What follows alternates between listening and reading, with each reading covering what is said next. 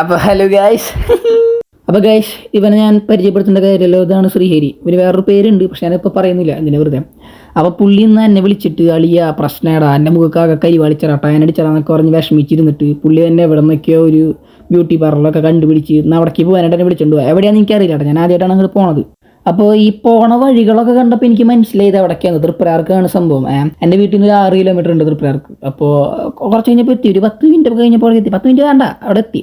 എന്നിട്ട് ഈ കാണാണ് തൃപ്രയാർ സ്റ്റാൻഡ്. അതൊക്കെ ആകെ ഇടിച്ച് പിടിച്ച് കപ്പലുണ്ടാക്കി ഇട്ടിരിക്കും. അവിടെ പണികളൊക്കെ ഉണ്ടെന്ന് തോന്നുന്നു, എനിക്ക് അറിഞ്ഞൂടാ എന്താണാവോ. അത് VB കഴിഞ്ഞിട്ടാണ് ഈ സംഭവം എന്ന് പറഞ്ഞത്. VB കഴിഞ്ഞ് കുറച്ച് അങ്ങോട്ട് പോകുമ്പോൾ ലെഫ്റ്റ് സൈഡിലാണ് ഈ സാധനം. ഇത് ഇപ്പം കാണാം, ഇത് നാച്ചുറൽസ്.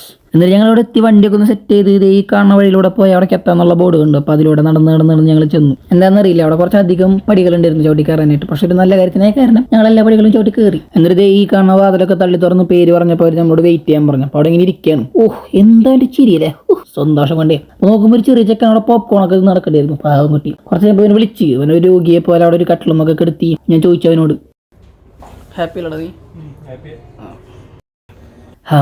എനിക്കത് കേട്ടാൽ മതി. ആ ഒരു സ്വരത്തിൽ അതും പറഞ്ഞ് ഞാൻ അവിടെ പോയിരുന്നു കുറച്ച് നേരം. കുറച്ചധികം നേരം ഞാൻ അവിടെ ഒറ്റയ്ക്ക് ഇരിക്കേണ്ടി വന്നു. ഇത് പോസ്റ്റ് അടിച്ച് പണ്ടാറടങ്ങി.